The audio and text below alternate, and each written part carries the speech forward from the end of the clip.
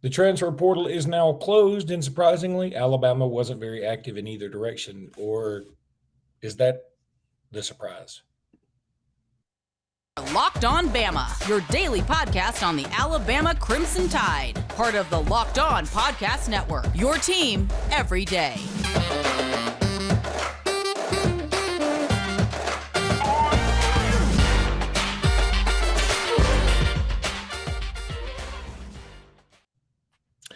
Hey, everybody. Welcome back into Locked On Bama. Luke Robinson, that's me. Jimmy Stein, that's him. Thank you for making us your first listen.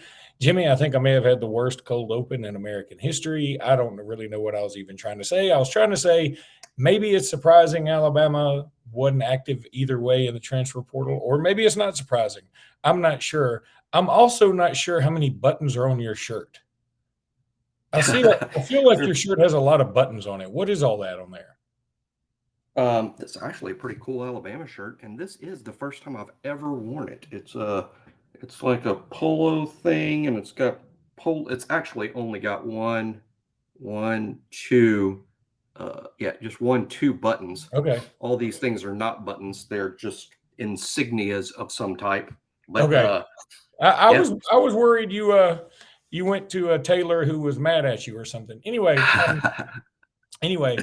so the transfer portal is done. I mean, if you're in the portal, you can still go do whatever. But it doesn't look like, much to our surprise, that Simpson or Milroe is getting in the portal. I mean, we felt quite sure last week that one, if not both, may get in the portal after the Tyler Buckner news. It didn't happen. I think that's that's great. Hey, look, that means we got 5 quarterbacks on scholarship now that can push. That's wonderful. It's funny that Casey Thompson and the kid from Michigan State, whose name eludes me right now, Peyton Thorne. Peyton Thorne, yeah. They are now in the transfer portal. Keon Coleman from Michigan State, their leading receiver, also in the portal. So there's some big names still out there. I don't think Alabama's going to go after. If Alabama were to get another quarterback, I think they may reopen the portal just, for the heck of it. But I don't know that it doesn't look like Alabama's going to get anybody else out of the portal. So be it. I can live with that. I kind of like the roster we have. Let's make it work. Meanwhile, though, there has been a lot of activity SEC-wise in the portal. Auburn is hosting Casey Thompson. They'll be hosting Thorne from Michigan State, apparently. They are dead set on getting another quarterback. It sure seems like a lot of folks are still out there, wheeling and dealing. Yeah, I don't suspect at all that Alabama's going to add to the quarterback room. I will be absolutely shocked if that happens, to be frank. I think 5 is going to be their max unless somebody leaves. Now, and now we know that no one can leave and be eligible to play this fall. It doesn't mean they can't leave. And there's even a couple of ulterior routes, alternate routes, I guess the best way to put it, that people don't talk about it. But let's say, for instance, Jalen Milroe, he could leave and go to a junior college, and he's free to do that. And if he played at a junior college this summer and fall, he would be re-recruited this November, this December, this January. He could choose to do that. So I wouldn't say the door is just closed on quarterbacks leaving the program, but most likely, in terms of like what I fully 100% expect, in terms of personal opinion and from talking to people close to the program, I do not think that Jalen Milroe or Ty Simpson or Eli Holstein or Dylan Lonergan, I don't believe any of them are leaving. I think it's just going to be a 5-man room and what amounts to a 5-man competition for the job. And I suppose when the job is wide open, 5 is better than 4. I mean, if the job's wide open, it's there for Tyler Buckner, just like it's still there for Ty Simpson and Jalen Milroe. So we'll have to see who wins the job. Luke, I'm thinking it's more and more a little bit like the 2016 situation at Alabama, when maybe it was going to be Blake Barnett, maybe it was going to be Cooper Bateman, or maybe it was going to be this freshman challenger, Jalen Hurts, that people were excited about. And it ended up Barnett. People say, oh, it was Hurts. Well, Barnett started the first game. That only lasted about 3 series. And then Jalen Hurts took over literally for 2+ years. And we all know the story from there. But it's sort of feeling to me like 2016. That's not to say that I believe a freshman's going to win the job, though I don't rule it out. I'm just saying it's wide open. It can be a number of guys, Luke. I'm wondering if we're not going to go into the week before Middle Tennessee or even the morning of Middle Tennessee and not be sure who the starter is going to be. And as much as people laugh and go, come on, that's impossible, that's exactly what happened in 2016. And I was pretty sourced. Let me tell you, I was pretty sourced and had a pretty good insight. And I didn't know. Literally 30, 40 minutes before kick, someone super close to the program called me and told me it'd be Blake Barnett. I didn't know that, at that time. So it's absolutely nuts that we could have that situation again. But I almost feel like it's headed there. Mute, I hope. Yes, I was muted. Well, I'd had some tech problems, so I'm like, oh, Luke's muted, or my tech problem is back. All right. I knew you were going to have tech problems yesterday. A couple of people commented, hey, y'all had some technical difficulties yesterday. I'm like, yeah, Jimmy was broadcasting from a room with wood paneling. Yeah, we're going to have some tech problems when that happens. All right, so if you had to put a percentage on who you place a percentage, now this is all out of 100, so make sure it adds up to 100, that what would you say the percentages are for each guy being a starter quarterback? Like, I'd probably say, I'll do mine first. Do you mean Middle Tennessee or for the season, or somebody that we would No, let's go Middle Tennessee. Middle Tennessee. Okay. Yeah, I'll go Eli Holstein 1, Dylan Lonergan 2. No, Dylan Lonergan 9%. That's fair. That takes it to 10. Then I'm going to go Ty Simpson 25%. That takes me to 35. And I'm going to go 35 for Milroe and 32.5 for Milroe, 32.5 for Buckner. I think they would be neck and neck. So you have Milroe and Buckner neck and neck, Simpson just behind them. I'm not doing the math. I think that goes up to 100. I would have Holstein last. I would have Dylan Lonergan fourth, but like you, Luke, I think there is a chance it's Dylan Lonergan, but it would be small. But there is a chance. So you're saying there's a chance. No, it's way more than one in a million, or whatever the Dumb and Dumber joke is. Dylan Lonergan has a chance. The best chances are the other three. I would line them up: number 1, Milroe; number 2, Simpson; number 3, Buckner. In terms of like how far apart they would be, I think about the same. Probably something like I'm going to go something like. I just think Jalen Milroe is going to start the Middle Tennessee game. I just wouldn't want to bet beyond that. I think Buckner has to beat him out, and that's going to be harder to do. And since he won't be here the full time, I think Simpson has a better chance to beat out Milroe because he was really close. I think, Luke, what's interesting to me is if you assume Ty Simpson didn't hurt his thumb and you assumed there was another scrimmage the week after A-Day, I'm not so sure Ty Simpson wouldn't have started. Well, Jimmy surprised me at all. I think Ty has he's nearly caught Milroe. But I don't think he'll catch him before Middle Tennessee, but it's going to be close. I would put Buckner almost at a distant third. Jimmy, let me go ahead and tell everybody about FanDuel. You know how much we all love FanDuel over here. Make a fast break to FanDuel during the NBA playoffs. Excuse me. I got all choked up talking about FanDuel because right now new customers can get that no sweat first bet up to $1,000. That's $1,000 in bonus bets. If your first bet doesn't win, you can go bet on the Lakers Warriors series. Who would have thunk that was going to be right? Wow. You can bet on whatever you want. Sorry, gosh, this Diet Mountain Dew getting to me apparently. There's no better place to bet all the playoff action than America's #1 sports book. Visit FanDuel.com/LockedOn and get a no sweat first bet up to $1,000. That's FanDuel.com/LockedOn. FanDuel is official sports betting partner of the NBA. I was able to mute my cough that time. I've got all my allergies working because I'm still driving back from Grand Rapids, and it's about 38 degrees Wow, really? Yeah, I was shocked. I had to stop and buy this sweater at Walmart. I'm not joking because I brought nothing but short sleeves. Right. Anyway, Jimmy, I want to talk a little bit about the 2024 draft in Alabama. Hmm? Excellent. By the way, I do need to tell everybody what's coming up on Locked On Bama. Jimmy, I think tomorrow, because it's a good time, I think tomorrow, why don't we start our draft for the All Saban team for us? Okay. Just All Got it. Saban at Alabama. It includes 2007, not just guys he recruited. Okay. People that were on the team. People Nick Saban has coached at Alabama. Correct. Gotcha. And so, yeah, we will start that draft tomorrow.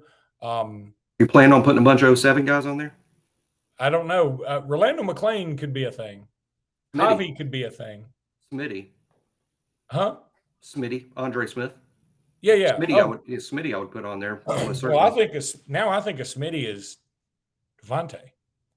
Oh, yeah. Sorry about that. Yeah, Nick has this baseball type thing where every single player named Smith is called Smitty. He calls the Devontae Smith on the team now Smitty. He calls him Smitty. That's really confusing. That gets really confusing.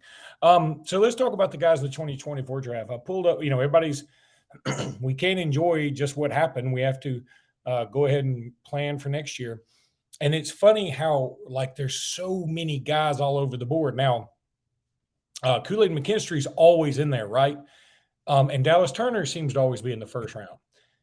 But J.C. Latham, I've seen him not in the first round in a couple of mock drafts, which I thought was kind of weird. But I'm going to go by the latest one I just pulled up, and this is by SB Nation. Now, they aren't quite as reputable as some of the others I've seen, but frankly, when you're doing a draft for the next year, 364 days away, who really is all that reputable? But they have Dallas Turner going number 7 in the 2024 draft. They have Kool-Aid going number 11, J.C. Latham going number 14. This is another. Now, those are only Alabama guys, okay? Here's what's interesting.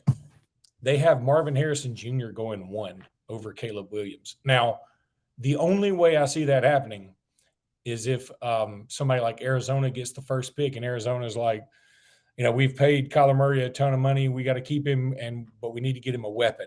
That's the only way I would see that happening, because I could really see Caleb Williams or Drake May going first. The other things that I've seen in relation to SEC stuff, Brock Bowers is universally going in the top 5, and for a tight end, that is practically unheard of. I'm seeing another guy from Illinois, by the way, which is interesting just because Brett Bielema is there to me. Ohio State has now on this mock draft, they've got 1, 2, 3, 4, 5, 6 guys in the first round. Wow. And I saw one mock draft that had 8 Ohio State guys in the first round for next year. When I see that, I know people think I might be making too much of one mock draft and one source when I say it, but when I see that, what I automatically think of? I'm like, there's your national champion, or there's your team to pencil in the national championship game. I mean, if you can with a straight face say this team's got 8 first rounders, they should be in the national championship game, assuming they don't have big issues at quarterback. Yeah, and that's the one thing. I mean, look, that's really the thing that may make this year more interesting than ever. I want to get off the topic of the draft. In fact, we can talk about this in the next segment. But I think the quarterbacks next year for the normal players like Alabama, like Georgia, like Clemson, like Ohio State, I mean, those are your Oklahoma even. I mean, those are your normal, typical teams that are at Notre Dame that are in the playoffs. And there's a lot of question marks in there. Really, who out of that bunch do you think is most confident about their quarterback right now? Georgia. Let's talk about the next segment, because I want to stay on the 2024 draft. Is there anybody, and again, I wanted to say some SEC guys, Mason Smith, who missed last year for LSU. They've got him going in the first round. I think he's awesome. He's only a redshirt sophomore. Then there's Rocket Sanders, the running back at Arkansas. They have him going in the first round. I'm a little surprised by that. I think he's a very good player. It's a little bit shocking to me. Iowa's got another first rounder on this list, and I'm going to continue to say that Kirk Ferentz is stealing money from Iowa, because every year he has a first rounder or two, and every year they're stinky bodinky. I don't understand it. I don't know. Some years they're real competitive. They're just never a national. They're never a Iowa's going to be in the playoff type team, or that's pretty rare. But you could sort of set your watch there at 8-4, 9-3, and they're going to hit it most of the time. Now, that doesn't mean they're elite, and maybe they should be based on they do recruit and develop. I think they develop players about as well as anyone. They're not exactly signing a bunch of 5 stars. We saw what happened with Caden Proctor. He didn't want to be the lone 5-star in the program, so he went to a place where they signed 5 stars all the time. Uh, I think Iowa does a good job developing players, but I'll give you an Alabama name for the 2024 draft that isn't in mocks. And I'm not telling you guys to write this down, but it involves a lot of wish casting and hoping. But I could see Malik Benson in the first round in the next draft, which is nuts because he hasn't even played in a college football game. But I just know from what I've heard inside the program and what little I've seen, I think Benson is a fun pick to be a first round pick in the next draft.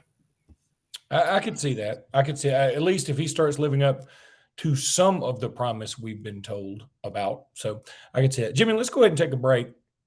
When we come back, we will talk a little bit about the odds for the 2024 playoffs. And we'll also tell you a quick soccer story that's funny. And we're back. And I'm going to tell a story at the end of this. So anybody who doesn't like my stories, and you people let me know you don't like my stories sometimes, I'm telling you now that I got a story coming up. It's pretty funny to me. So I'm looking at the odds to win the 23-24 college football playoff. First of all, it's frankly it's an effort in futility because, I mean, Jimmy, it's like we don't know who's going to be there. I mean, I don't know anymore. There could be so much happening between hither and yon because even though the transfer portal's closed, it's just closed for non-grad transfers. If you're a grad transfer, you can still go. So who knows? But Georgia's the odds-on favorite, then Ohio State, Bama, Michigan, Clemson, USC, Texas, LSU. The one thing that jumps out to me in that grouping is Alabama has 2 of those teams on the schedule and potentially Georgia on the schedule as well, assuming they make the SEC title game against Georgia, which I'm sure that'll be the prediction. But Michigan being there again and USC being there. Now, look, here's what I think about USC. I think USC is going to have some problems defensively still. That's just what Lincoln Riley teams do. They have problems defensively. I think Caleb Williams could repeat as a Heisman winner. It's very difficult to do that, but I think he could. And I think the Pac-12, here's the thing about the Pac-12 this year. I'm going to go on a limb and say Pac-12 is going to get somebody in the playoffs this next year because they have the best group of quarterbacks of any of the Power 5 teams next year. When you think about Oregon, USC, UCLA, Washington has a good quarterback. There's Utah's quarterback is coming back, isn't he? I think he is. And now Colorado's got Shedeur Sanders, who, I think he's supposed to be pretty good, and he'll be the starter, I'm assuming. So I think there's some good quarterback talent. Even Arizona State got that Jaden Rashada kid that was supposed to go to Florida, right? And Drew Pine, the transfer from Notre Dame, he's at Arizona State. And Paul Tyson. The Washingtons, he left. I think he left Arizona State. God, where is he now? He left. I don't know, but I think he left Arizona State. I'm pretty sure. I'll tell you, he's a good quarterback. Almost no one from the South has heard of. Is the kid at Washington State, Ward? He's a playmaker. He's a lot like Penix. He makes plays running, throwing. He's a production machine, man. Ward puts up some numbers. Huh. Interesting. And DJ Uiagalelei at Oregon State, though, I'm not super high on him. I mean, I as a matter of fact, I'll put it this. I'll go this far. He may even be lesser at Oregon State due to the players around him than he was at Clemson. Jimmy, I'm going to tell you this, and it's going to be shocking to you, me, and probably to a lot of our listeners. Do you know where Paul Tyson went? I just found this out. No, I do not know. I honestly don't know. Clemson. I do know that. Now that you said that, it struck a. Now that you said it, I remembered he was at Clemson. Yeah, that's right. Now he's going to be. I doubt he's even number 2 over there. He's going to be down the depth chart. But one more example of Dabo likes having Alabama guys on his roster. And by Alabama guys, I'm not talking about Crimson Tide. I'm talking about guys from the state of Alabama. And that's interesting. I fully expect Cade Klubnik to be the quarterback there. And I think Cade is going to be very good. I don't know that he's going to be Trevor good or Deshaun Watson good, but I do think Cade Klubnik is going to be a cut above what we saw with DJ Uiagalelei. But I also think they have other interesting quarterbacks there. I'll be surprised if Paul is their QB2. All right, I'm going to leave you with this story. Some people don't know this, but I coach my daughter's soccer team. And, of course, you got some girls that care more about it, some care less. Now, we have a great group of girls and a great group of families that, the parents or whatever, and everybody gets along. It's a lot of fun. And I mean, some of the girls are more talented than others. It's just the nature of the beast, especially at age 6 and 7. Some of them are more worried about butterflies and Earth Day. Some are more worried about scoring. Some are more worried about themselves and the team, whatever. Well, the other night at every game to me, I mean, I try to make it intense and fun and like, I'm not going to say it's life or death, but I want them to get something out of it and have a competitive spirit, right? Well, the other day, our team is undefeated. We're pretty good. And so we have this one girl on the team that hadn't scored. She's been with us like 4 years. She hadn't scored in 4 years. And she's not really worried about soccer. She just ain't worried about it. But we're all friends with her parents. They all know that she's not really worried about soccer, but we all like the group of us, so they keep being a part of the team, and I'm happy to have her. She is the cutest little thing you ever saw. Well, I put her in the game. We're winning big. And her dad's there, and her mom just took her brother, who's like 2, to the bathroom, so she's gone. Well, this little girl comes about this close to scoring a goal. It would have been by total accident. Now, anybody else on my team would have scored, but she just sort of whiffed it, and it skeeted right off the side of her foot and into the oblivion. And I looked over there, like everybody on the sideline was like, oh, God, because they all wanted her to score.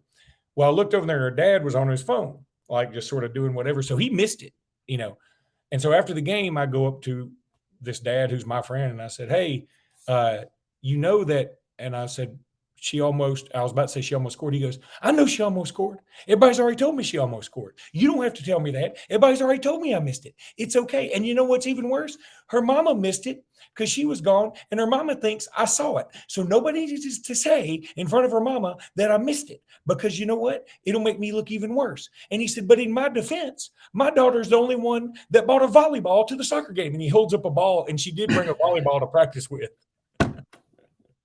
And I said, okay, that's a very fine point. That is the truth is your defense. So anyway, all right, that's going to do it for today's podcast. We will be back tomorrow. Tomorrow we will start our all Nick Saban draft. This is a lot of fun every year. If you've never seen us do this before, and this time we're also going to let the listeners take a vote as which team will win. How about that? Your soccer player sounds like quite a Mia Hamm. Get it? I do. She's quite a Mia one ham. One M. Yeah. Thank you. Okay. That's going to do it for today's podcast. We will see you guys tomorrow. Until then, Roll Tide. Roll Tide.